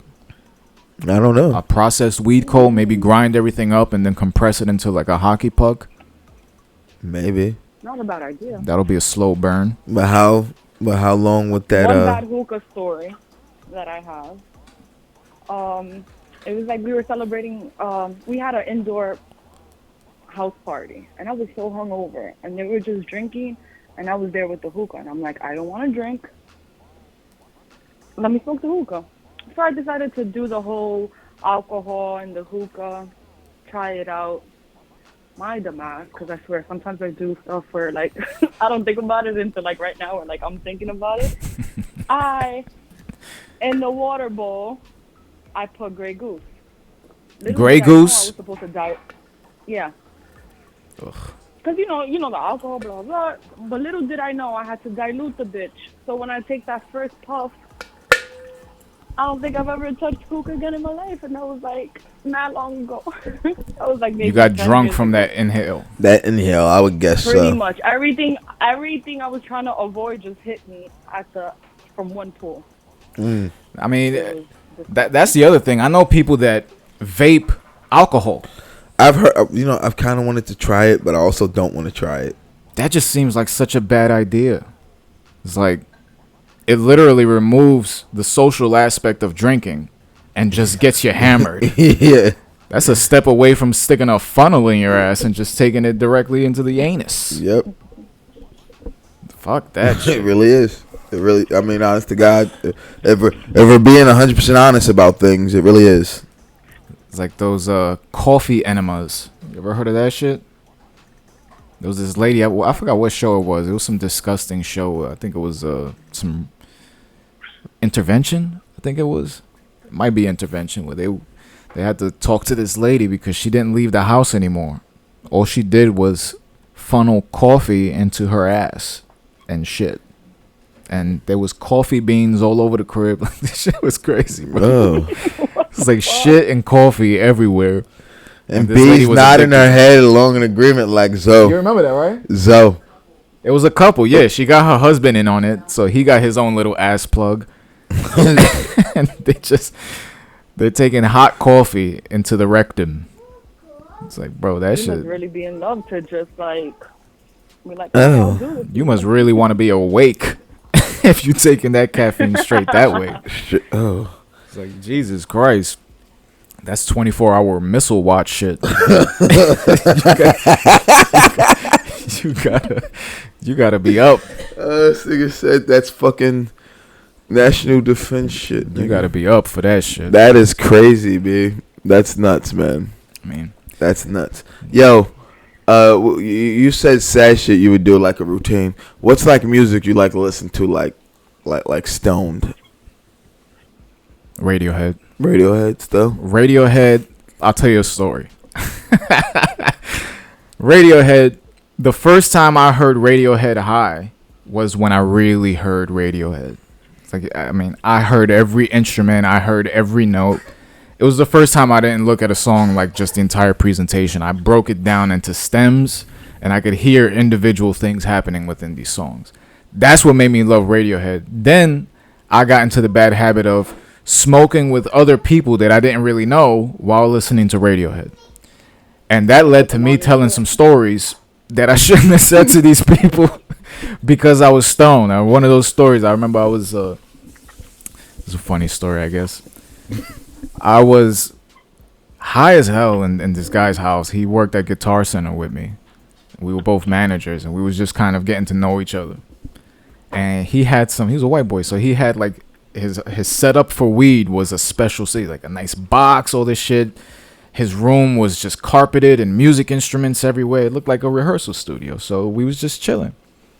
I don't know. I'm listening to Radiohead. Everything in its right place comes on. And that's a song that's straight keys and like pulsing audio. And I just go into this trance and I start telling this guy about a story about the last time that I heard that song, where I was driving down a highway contemplating whether or not I should kick my girl at the time out of the fucking moving car. I was just like, and my cousin's there with me. He's like, yo, I don't think you should be saying this story. And I'm like, why? It's relevant right now. And he's like, bro, no. You don't understand. Just save the story for me later. Needless to say, that was the last time I smoked at this guy's house. There wasn't another invite. And he didn't really come around to the accessory section anymore at Guitar Center. He went to work the next day. He said, dude's fucking I'm going to request a weird. transfer, please. Can I go work at the other store? Thank you, babe. But there's some stuff. I mean, back in Guitar Center, I'll say this. Back in Guitar Center, obviously this was years ago, weed was still, very illegal, but I didn't stop anybody from smoking it. So people used to smoke bud in the roof because I worked at the one on Northern Boulevard. So you had the parking lot on the roof. You go up there, you'll hit a J or something, you come back down. Even like the store manager used to do that shit. And one kid, one time, he said, all right, everybody's smoking. So he just went into the bathroom of Guitar Center and smoked crystal meth. Wait, what? So everybody's like, wait, hold the fuck up. this is no bullshit. Nigga went in the bathroom and smoked meth? He smoked meth, and his excuse for smoking meth, because everybody knew it was him. Obviously, there's cameras right in front of the bathroom. He said everybody else smokes outside. And there was like two things. One, it's outside, and two, it's weed, not crystal meth. And there was just a cloud of meth in there for like 10 minutes. They almost like yellow taped that shit off. It was just like, this motherfucker's crazy. Obviously, he lost his job. But just the shit that people do just because other people smoke. Weed is not a drug like crystal meth. It's not a drug like cocaine or heroin. I hate the fact that it's called a drug. It's a plant. That's all it is. So us smoking this plant doesn't give you the right to, start shattering blue glass in the bathroom. Like, yo, that's nuts, bro. Like, I like that. That's fucking crazy. You know what I will say is crazy? How many people, like, in the city now just have tables set up just on the street selling weed? But even more than that. Have you been to 34th Street, 42nd Street? It is insane. I work in the nothing. I work in the Times Square Midtown area. I see it every day. Like there's a stretch on my block Yeah, I haven't been where it's like 4 guys set up like on different areas of the block selling weed. Like they got the little jars and they got Mad J's.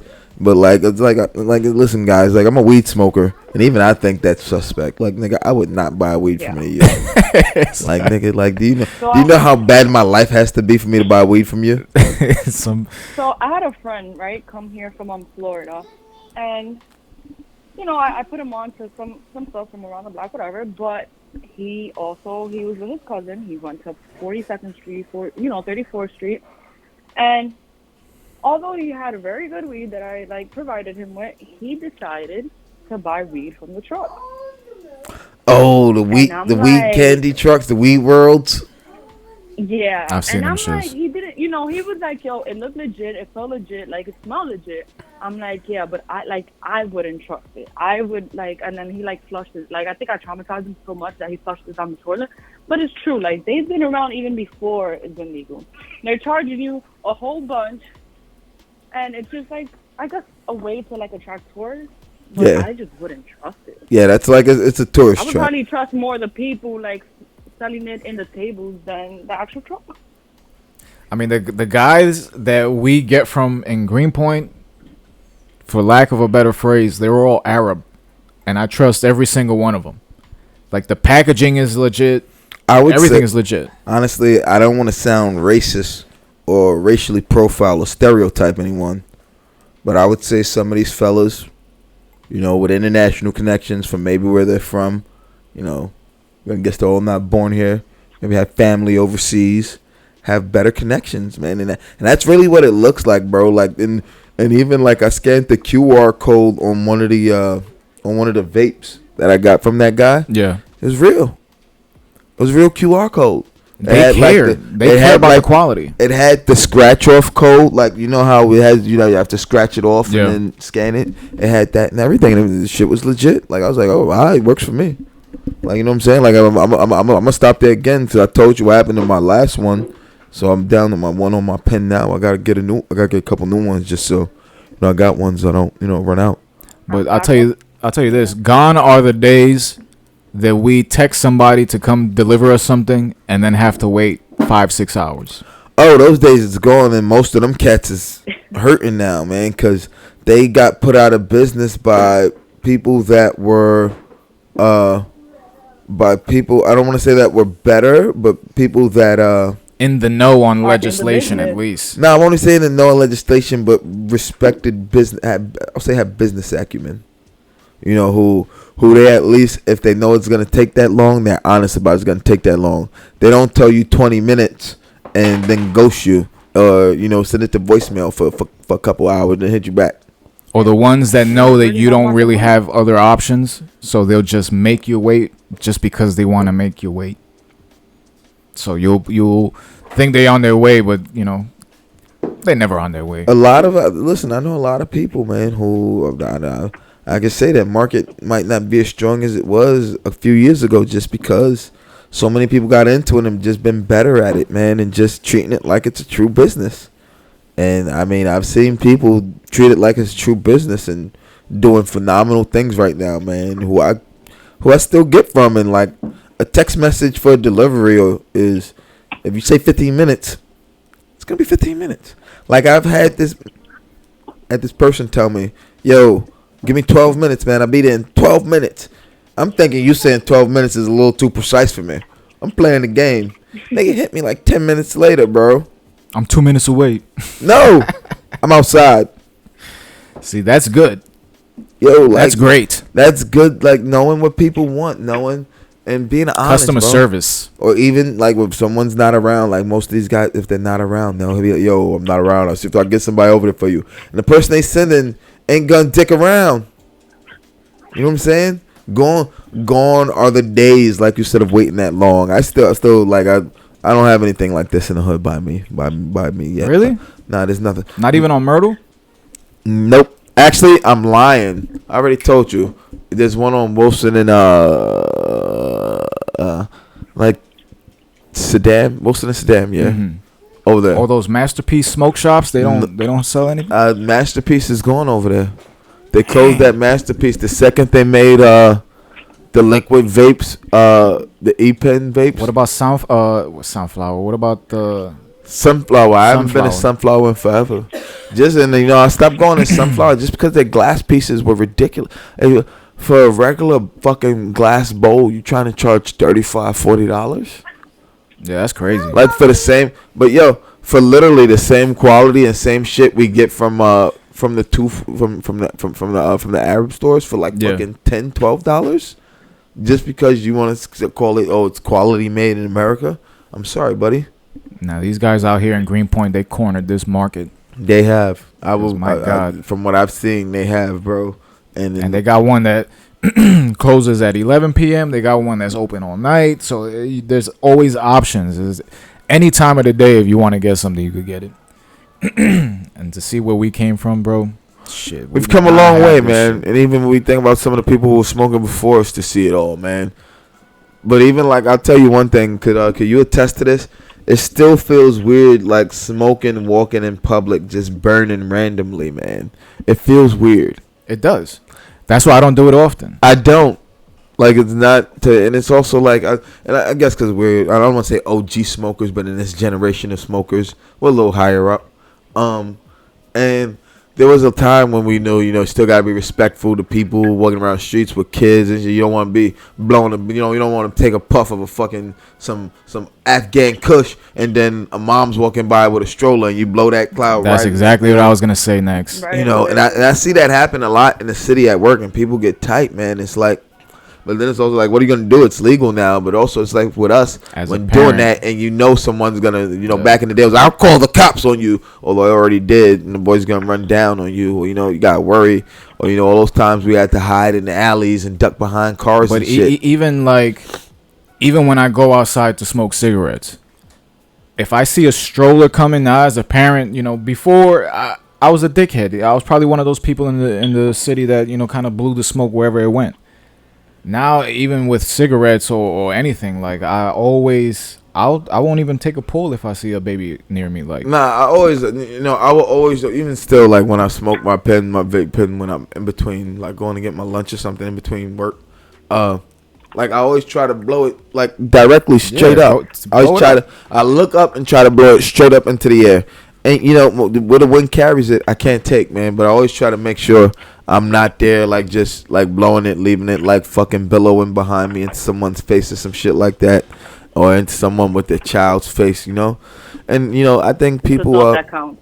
Yeah, and I tell people all the time, it's like being in an abusive relationship. Now you're saying things are okay, and then it's like, I don't know, man. I don't know when you're gonna try to say it's not again. Whoa, you saw that? Yeah. A fake onion just bounced off the floor and went directly into Zoe's bag. That was a good, It was a good shot. That was a really good shot. Like good a trick timing. shot that happened by mistake. Yeah. Now, if we were both stoned, that shit would have been 100 times funnier. I feel like it's wearing off already. I do. You know what I need? It's my jacket.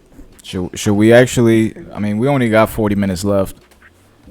And I want to thank you guys for having me on. Listen, you said something earlier that I wanted to address. Today.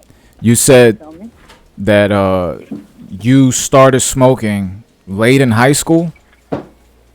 No, that's the first time The first time you tried. My freshman. Mm-hmm. The first time I tried, I was already in my 20s. So The first time I tried, I was 19. you was Okay. 22. So yeah, I was a late starter. This wasn't something that I did, and people used to tell me during those teen years all the time, "Oh, you should smoke weed. You should smoke this." Crack the window if you're gonna do that. And But see, like for me, it was just like kind of those 1 or 2 times, and then that's it. It wasn't like I wasn't on it like every day. Like even till now, like I told you last episode, like if I do it every now and then, it's kind of like a lot for me, and I enjoy those. I appreciate those times a lot more than if I was to be smoking like 24/7. And one of the things that happens when you smoke all the time, I mean, I wouldn't say I'm dependent on it, but I'm so functional with it that it doesn't do to me what it does to other people. When other people talk about smoking weed and how it affects them, that's to me how I speak about drinking. Like, to me, I can't drink without it affecting me the way people can't smoke without it affecting them. So Yeah, like when I hear people sometimes speak about the way it affects them, it's like, man, like I can function pretty well high. But I also tell people when I know I have shit I have to do, I just don't smoke.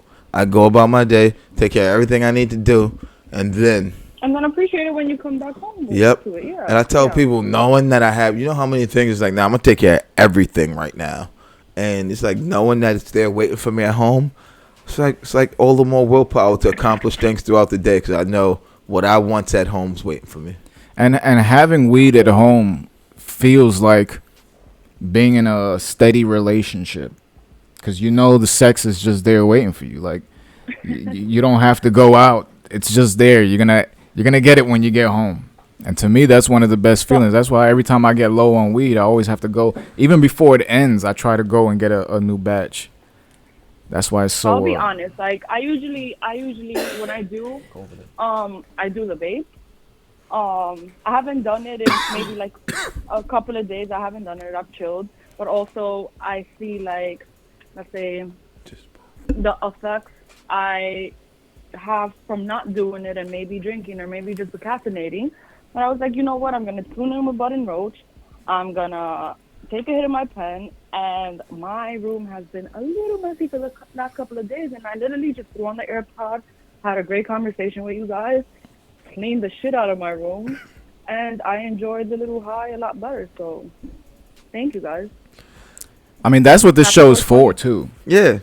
That's why we doing this format moving forward, especially on the Instagram Live. Because we want to create an environment where people could just smoke at home if they don't got nobody else to talk to and just call us and just shoot the shit with us. This is not podcast format, so we don't go on the air with specific topics that we want to talk about and shit like that anymore. We save that for the other programming. But when it comes to Bud and Roach Show, this is what it's all about. We're here celebrating 420. We're a 420 based brand. Finally, the world's caught up with our ambitions, and we don't have to hide the fact that we're a 420 based brand because we're in New York City. So now sky's the limit for us now. Just a few years ago, I remember putting together presentations of, trying to get other companies involved with the Bud and Roach show and shit like that. And one of the places that I did it was in Phoenix, Arizona. And in Phoenix, they have this, it's like a tour bus. The 420 tour. Yeah, the 420 tour bus that they'll take you. Once you go over there, they literally go from dispensary to dispensary. And it's a tour. So you go, you buy, you smoke, and then eventually they take you to like a bar or some shit or a hotel. But, we couldn't at that time really do anything because everything was out of state. We didn't have, the law on our side, and the fact that we have it now, and this is the first time that we're actually celebrating 420 publicly, like we don't have the restrictions anymore. So I feel like this year, it's still pretty early. We only in April? Yes, sir. So we still got a lot of work to do this year. Say that again? I said it's also going by pretty fast, but yeah, I'm excited. I feel like this year has a lot of potential. Yeah. We got a lot of potential. I feel like this year, while moving pretty quickly, still has a lot left to go. And it's still the beginning of the year. Like, it's not even technically spring yet with days like this. I mean, it's technically spring if you want to get all technological about it, but it's not. We haven't gotten to the really nice weather where people are around, want to mingle, want to do things when events are happening. And, especially right now where restrictions are going to be eased or freed after the last couple years with everything happening, I think it's going to be a very fun year for everyone involved with everything we're doing, ourselves included. Yeah, just everybody stay safe while we do that. And once again, thank you. Bye. Listen, you're always welcome on the show. Everybody, plug your Instagram and all that shit since you're going to jump off now. Hello? Yeah, I got you. I'm typing as I go. I'm not. Oh, she's typing it on the chat. You got to say it live on the air. Oh. I said plug your Instagram. She typed it in the chat. And I just gave my secret. I have been smoking. So this is something about Marielle. Thank you, Bud and Roach, once again. And yeah, I hope to speak with you guys soon. Yeah. And follow at something about Marielle, Mariely.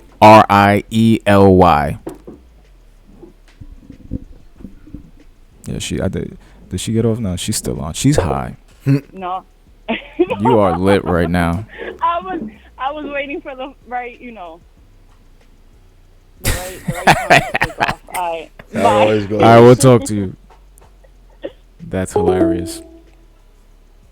Ladies and gentlemen, the phone lines are open back up. 646-481-8798. We'll be live for another 30 minutes. We're live till 1 p.m. today, celebrating 420 here on the Bud and Roach Show.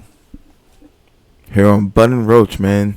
420, man. Finally legal in the fabulous city of New York City, man. We waited a long time for this, man. We waited a really long time.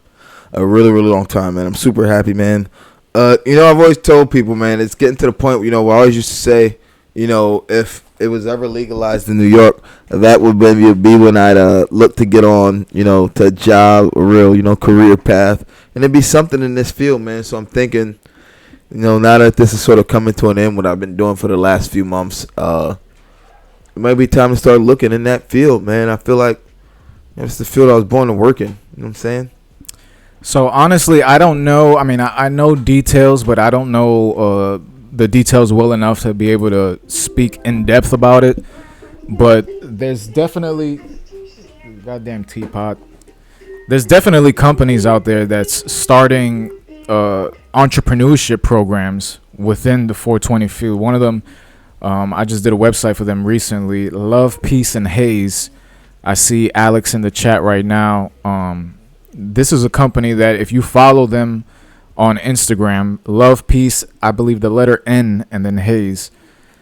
It's they sell all types of weed, bro. Like all types of products, edibles, actual leaves, body products, bath and body products, shit like that. Everything is infused, And they're basically opening the market for people who want to invest in this company to basically become owners. You have an ownership stake in this. I'm not sure how they work that, but I'm pretty sure at some point we'll bring Alex on so she could speak in depth about this.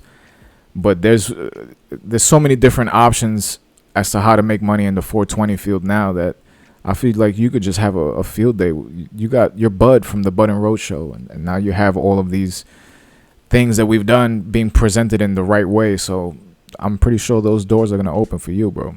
I know, man. I want the right doors to open, and be able to execute these ideas with the right people. But I think that in New York City, there's a wide open market to do a lot of fun things, and we just need to hook up with the right people doing this, man. So I hope that comes sooner rather than later. But you know me, I'm also a person that things happen when and how they're supposed to.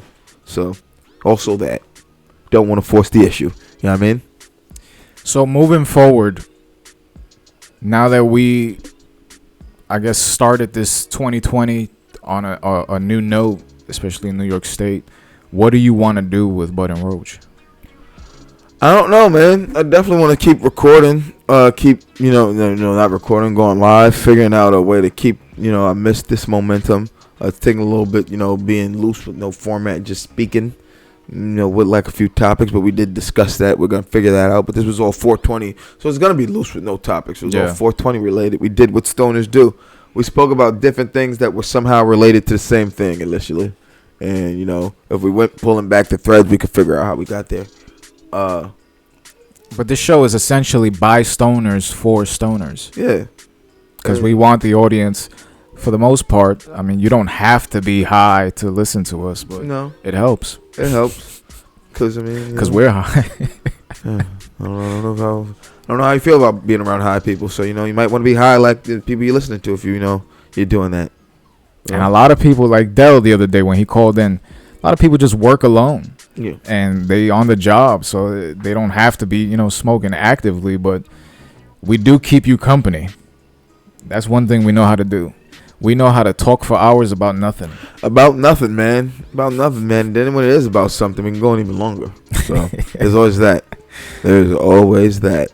And then a proof of that would be the Off the Rails episodes. How many are there? Like 4, right? I think there's 3. 3? Maybe 4. I don't know if I named the last one Off the Rails. I don't think you did it off the 4 of the last one of 4. I don't think 4 is properly considered off the rails. Or the third, there's one before 3 that should have been considered off the rails. That's hilarious, bro. Yeah. We would start with some idea of something we want to talk about, but then those were 2 like alcohol too, like. Nah, they weren't. One was the weed pen. One was the cannabis syrup. It's a lot more difficult to get through a podcast when you're twisted. I'll tell you that. That's why I like now. I feel better now. We were both times drinking.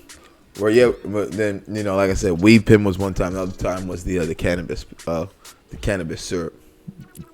Oh, the cannabis syrup, babe. Remember the cannabis syrup that we was talking about the other day? She just tried it over somebody's house. And man, that shit is strong too, bro. I love it. That's just the green lean. Yeah, essentially. The green lean, bro. That's a great way to characterize it. The green lean. And that shit hit strong. What was that? How many milligrams? I think we each did 50 or 75. Fuck, bro. Because we're smokers, so we had to take more. And they were telling me they only go on. And then we smoke on top of that? Yeah. And we kept drinking, so it definitely just it spiraled, man. It was a good time though. Fucking hell, bro. For all the wacky, wild episodes, those are probably some of the ones that aren't as fucking nuts that are up there. We've had some wild fucking episodes. We had, bro. Yo, I think about that. I still just always think about that infamous one, man, from Tri-State. Yeah, from Tri-State. We were like, I was gone. We all were gone, bro. But that night was just. The whole time, man. There were 2 there though. That one and the one with the one where you remember the other one. There were 2 at Tri-State. It was that one and the one where when what? Your brother. Oh yeah. I mean, yeah, I was kind it of was worried. honestly those episodes that made me want to stop seeing myself on screen. Yeah. It was after that, like, I saw myself and I cringed. Because I was like, damn, I don't like seeing myself like that. But I was, not only was I blasted, but I was raunchy, bro. Like, really raunchy, overly raunchy for no reason. I'm glad you can finally admit it, bro. Overly raunchy, bro. Raunchy's fun, man, but there's a fine line between it's just bordering on Yeah, smut. but raunchy's good if the podcast is supposed to be. If you're talking, let's say, on a sex podcast, you're talking about sex positions and shit like that. All right, you could go into detail about that. But if you're just on the Bud and Roach show and you just buttholes and toes and just start going off on tangents, these are things that that's still one of the funniest things you've ever said on here to me, bro. Nick, listen, when I'm in the club, don't do it. Don't do it. Save that for the archive. Oh God, that was always one of the funniest things you ever said on here. I remember my brother pulled me to the side at one point. I don't think it was that night, but he was just telling me that my niece, she looks up the stuff that I have on YouTube because she's like a aspiring YouTuber too. So I got all this content that she's constantly going and she's checking out. So every time he would find her watching something that, it wasn't what she was supposed to be watching, just snatched the phone. But after that, I was just like, man, I don't know if I could keep putting out this type of content because then it's just going to be too much to clean up later on. I mean, how many times did I always tell you that? How many times did we try to stress that to you? It was like shock jockeys for no reason. Shock jockey. I mean, she giving me the face. I mean, it happened though. It happened. Lesson learned. I'm drinking coffee right now. I remember one time we were on air, man, and I heard this back listening a few weeks ago. I can't remember what we were saying, and I made a joke, and I didn't even say we speak English here. I said we speak American on this side, and I heard that. I was just like, man, that is like, and then all I'm thinking in my head is that's just like such an asshole American thing you'd say. Like, you don't even remember you speak the English language. You tell people to speak American. We speak American around here. All right, buddy. Fuck are you talking about? Yeah, but I don't think we've ever done an episode that was negatively affected by how stoned we were. No, never. Drunk, never. yes, and that's That's part of the life. Part of the life, man. It was part of what was going on at the time, man. Bottle of Henny with the show, couple bottles of Henny, some blunts in the air. My God, and things get a little, I don't miss it. I could say that. I kind of miss it. I don't miss that. I kind of miss it, but it's where it's supposed to be in the past. We moved on, but I do occasionally kind of miss it. What I don't miss is the feeling of too drunk. There's that point, especially when the Henny's involved, that you're just too drunk, and it's the point of no return. But I would always tap on the Henny beforehand, and I would always before I got there, and with me it would just be building up in the system already and continue on. Like, I wouldn't keep drinking Henny. Like, y'all niggas would keep going. Like, that Henny bottle would finish. Like, it's like, nah, man, I don't need that much in my life. Remember, we used to do crazy shit. We would drink half the beer and then fill that empty half with wine. And then we would have wine beer. Who? It was me, my brother, and E. And we would do that shit, bro. Damn. This was during the time that he would start spazzing out, bro, for no reason. Start throwing shit, cursing at the air. Damn. And it was the toxic combination of Heineken and sangria in the same fucking bottle, bro. That shit sounds crazy, bro. Or Heineken and Guinness. Chugging half a Heineken, half a Guinness, and then mixing the two halves for the last joint. That's like a black and tan. I can't do it no more. Black and velvet, black and blue. That feeling of being overly drunk. The buzz is always fine. The buzz is always fun, but the buzz is just the entry point. It's the line. It's the escalator going downstairs, PlayStation Theater. You're not in the venue yet. You're just in the hallway. Then that buzz turns into... Then the bad guy, night guy, comes out. Night guy has all the answers. We'll worry about that tomorrow. You're worrying about that shit now. You're not gonna have to clean this up. Yep. Morning guy is. Morning guy's trying to piece together what night guy did. It's like morning guy is getting random texts from numbers that he's never known before with his full government name in them. Like, what the hell is this? You gave me a social to run last night. We're going to be doing some business. You're going to be doing my websites. He told me the handshake agreement's okay. Listen, I've made deals twisted. That's the worst. Because most of the time I would like try to follow through with the deal regardless if I fucked up or not. But certain deals I just can't do. Man, night guy, man, he's a bitch. Got to keep him at bay. That's why weed is good. Weed to me, as soon as I decided I was going to stop drinking, the first thing I did was go and get the oil. Once I went and I got the oil, I felt confident that every single time I had the urge to drink, that I'll just hit the fucking vape pen and all that shit just disappeared. Even with cigarettes too, like every time I wanted to smoke a cigarette, if I just hit the vape pen hard enough, the oil pen I mean, then that urge disappears. But now is a good time. We got a few minutes left. We're about 20 minutes out. We're going to be live till 1 p.m. And of course, if you haven't already, visit shop.buttonroach.com now and use code 10years to get 10% off all the official Button Roach Show merchandise. Of course, our friends, just follow them. You see them on the screen right now. Flatbush Famous, Perfect TV, First Live. These are people that are essential to our lives and just making everything better. So, of course, we got the GDP TV animated series coming soon.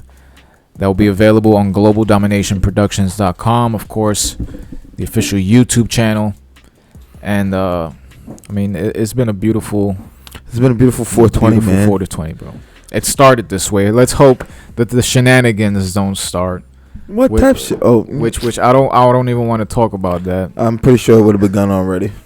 I think it started in the evening after they had a few drinks in them. I think that's what happened. I don't know. But Nah, because we woke up to that shit last year. did we? Yeah. I don't know. Yeah. Woke up to it. Let's see. All I know is that Button Roach is still doing the fucking, and it's 10 years later. That's what we do, baby. 10 years later. 10 years later, you know what I mean? On air, man. So, I mean, the phone lines are still open. If you Phone guys want line's to call still open in, if you want to call in, we're man. going to chat stay with on Button till for a little 1. while. We're going to stay on till 1. It's a nice day. Sunny outside. You know.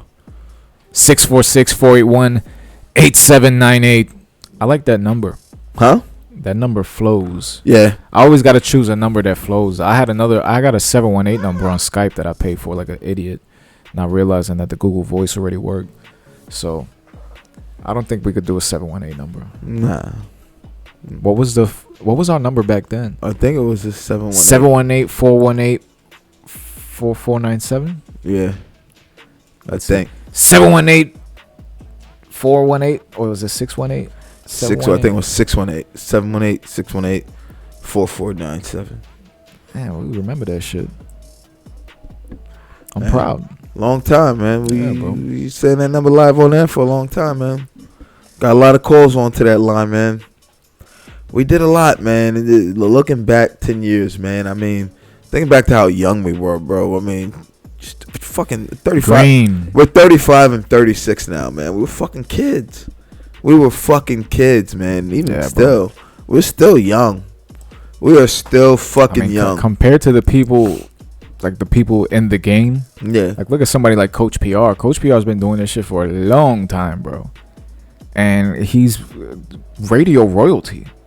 It's like he's a big name up at Sirius and Shade 45. So the fact that, you know, people never stop. There's different variations of the show that keep continuing. Weekend Work now is not what Weekend Work was, 8 years ago when I was at Perfect Storm. It's a different show now. But it's constant evolution, and that constant evolution is part of what we're experiencing too. Yeah. Everybody, I mean, it's not, it's like I said, it's not something that's easy for everyone to do. It's not something that's easy for everyone to hold on to, man, to keep chasing, man. 'Cause it's gonna be highs and lows, man. You're gonna fail. You're gonna fail a lot, man. There's a lot of people that just don't deal with failure that well, and or handle, or handle failing that well. And a lot of people, like I've said, think they're gonna do 1 or 2 podcasts. They're gonna blow up on YouTube. Somebody gonna repost them, and they're gonna be it. And a lot of people aren't prepared to do the work that's required to. You got to build groundwork. You got to build a foundation. Yeah. A lot of people think you can just, say I want to do it, I'm gonna do it, and nah, it's not the way it goes. But then what happens if, let's say you put a production together, you put it out, it does numbers, it's successful, you have nothing to follow it up with. That's a big issue too, and that's what happens when people go viral. That's why I don't wish anybody go viral. To me, going viral it's a curse almost. It is, because then you going viral going viral. I would think would be the equivalent of being typecasted. Exactly. That's exactly what it is. And once you go viral for one thing, it's hard to be known for everything else. Like, look at that kid who probably still getting asked to stand. That tall, linky kid who started the stupid shit with the hand, the stupid. Oh, that shit. And now you always had that stupid straight face, or the kid who started yodeling everywhere. Like, kid, you gonna be yodeling till you 35 now. The Boot Gang. He had to. He tried to do everything to change his image publicly. He went to God. You Boot Gang. You still Boot Gang. You got all those stupid tattoos, did all that stupid shit, saying I don't want to do it anymore. Yeah, you cannot do it, but all the dumb shit you did lives on, buddy. That shit is immortalized. You immortalize your buffoonery. Whole lot of gang shit. And now you're gonna be known for that shit for the rest of your life. That's why when people back in the day, when we got into these, little beefs within the Bud and Roach circle and all that shit, everybody wanted to go viral.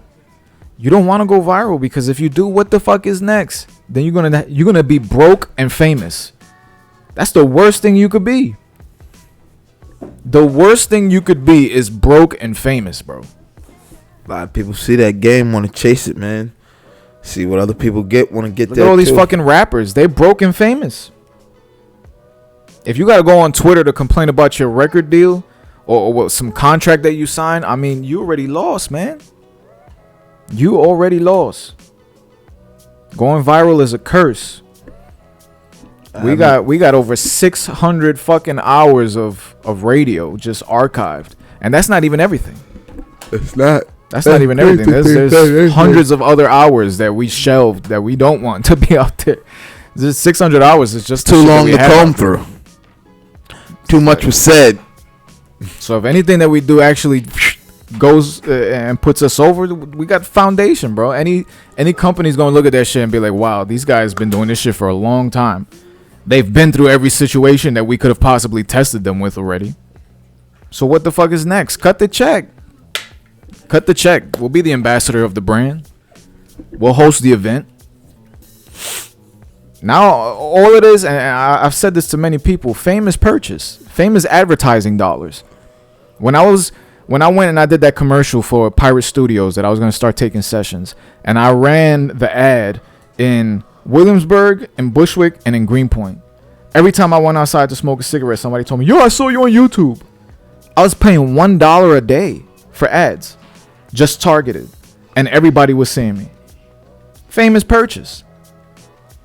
So if you don't have a solidified, you gotta have a foundation, bro.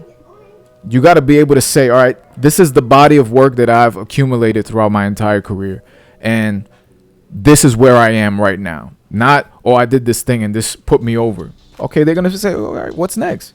Now you just Boot Gang. Now go out there and do it again. You got 2 million people because you jumped on a table with a bunch of supplies on it and fucked up somebody's day. Now you got to do that again 2 times.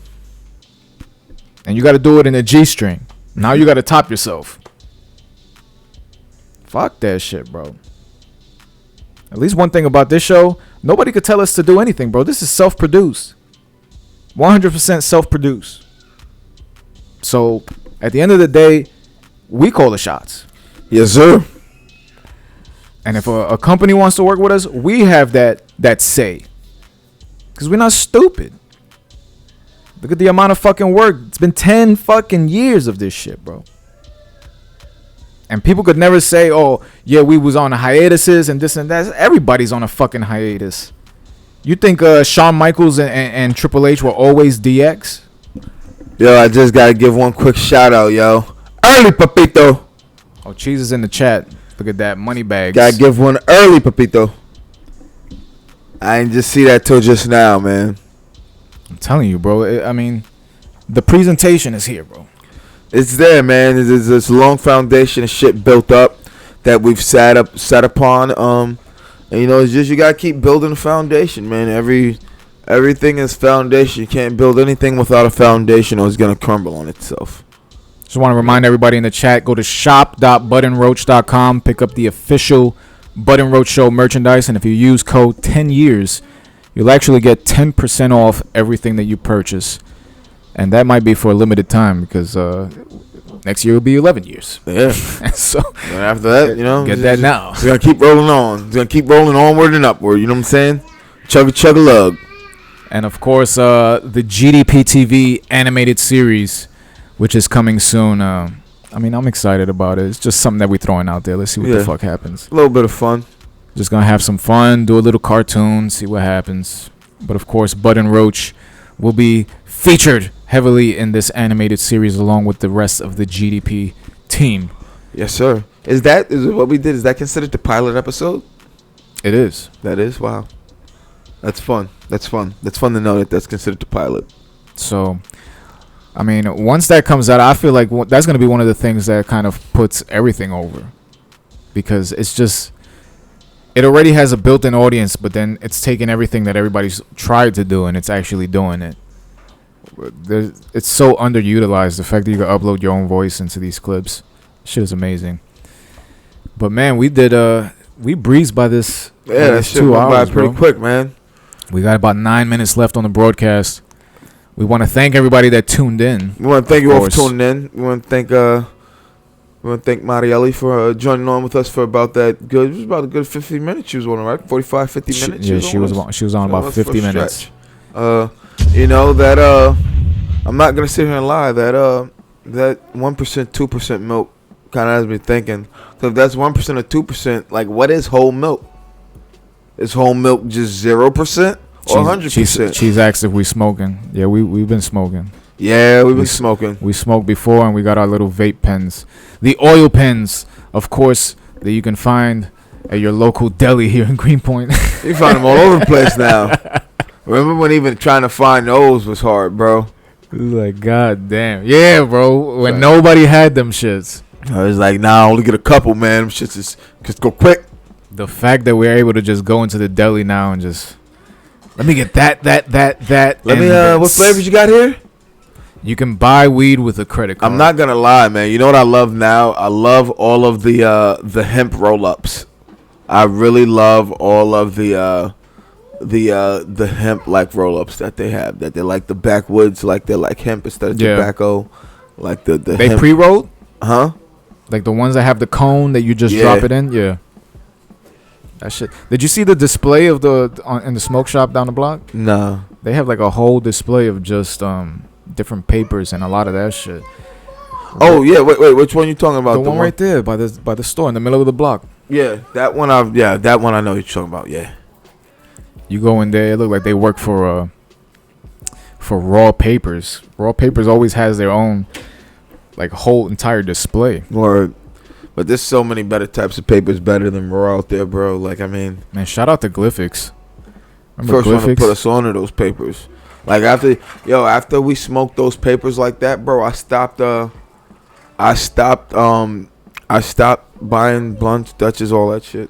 Like I started like buying, cause you think about those shits burn if you roll them right. Those shits burn just as slow as that paper.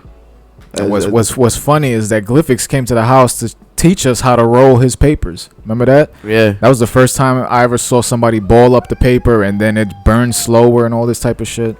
I had seen other people do that before. I used to do that, but seeing him do that Shout with out to that Glyphics, paper man. and He- just he- the way that burned, like He that got shit was married. crazy. He's successful, bro. He Word? do Congrats. he do mortgages for houses. That's good. So he puts people in homes all the time, bro. Like I'm always seeing his testimonials on his social media. Yeah, I love when people succeed at shit they want to do, bro. that's good, bro. It's good money in that. But man, these 2 hours flew by. They did fly by, man. Even with the MPK, I managed to get some of the sound effects going. Follow us on Instagram. Of course, I got that one. I was gonna do this one earlier. Welcome. Listener discretion is advised. All right. See, it's the little things that make this beautiful presentation what it is.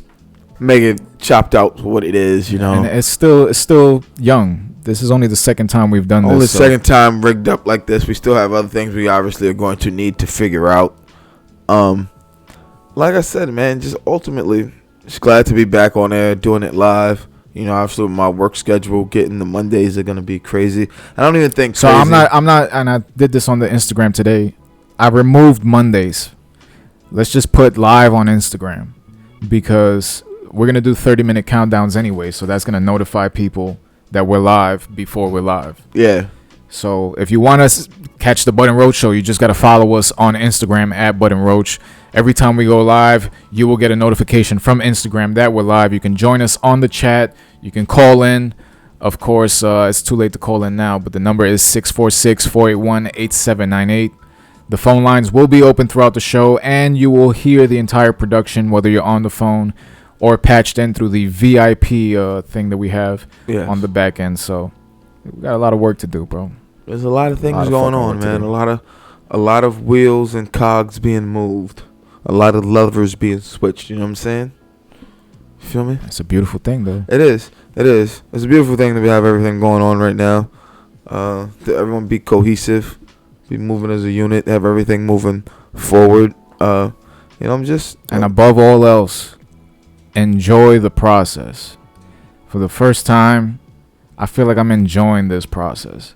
Back in the day when we first started, I was out to prove that I was good at all this behind the scenes shit and I wanted to be the man and all this shit. And I already proved all that shit, bro. Now I'm just sitting back and having fun. And to be able to do this shit 10 years later, as it should be. and we still have the brand intact, we still own the trademark, we still have everything pretty much in order, and not only in order, but even better than it was initially. Yeah. I mean, happy 420, bro. Happy 420, brother. You have yours, or I got mine. you know we got to click it one time on air, man. Happy 420, brother. Good stuff. Great stuff, man. I'm glad you put me on to these shits over here, man. And it's one of those things, bro. So, I'm not even sure when's the next time we'll be live again. Let's say Monday, man. I might be We'll aim for closer Monday. to 9 than 8, but we can still squeeze in like a good 90 minutes. I think whenever we decide that we're going to go live, I'm just going to put together a flyer for that date, and we'll just hit them one by one. That though. So, That sounds like a phenomenal plan. and with that, I mean, Thank you for tuning in, man, to this 420 special live on at Bud and Roach on Instagram. it's been a beautiful 2 hours. Thank you to everyone who Tuned in. Even She you know, said even my droga. brother. We forget my brother was in the chat for a little bit earlier. Yo, shout out to Big Zo. Shout out to Cheese. He's Shout out to been chiming in. Cheese. Shout out to Marieli for calling in, being a part of this experience. Shout out to everybody who tuned in. Shout out to the people active on the chat. And for those who follow us and will follow us in the future, man, thank you guys for liking us and subscribing at Bud and Roach. Of course, we're on YouTube as well. You can find all the old 30 Days to Rock and Good Morning Bushwick episodes still available. If And you of wanna course, see- we're on most of your streaming platforms. Yeah, also. Spotify, Apple Podcasts, Google Podcasts, everything. So Yeah. also Anchor FM, which is our distributor. So if you guys want to, listen to the podcast, go subscribe now.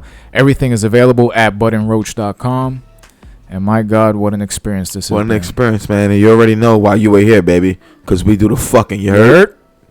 Thank you for tuning in to the Bud and Roach Show.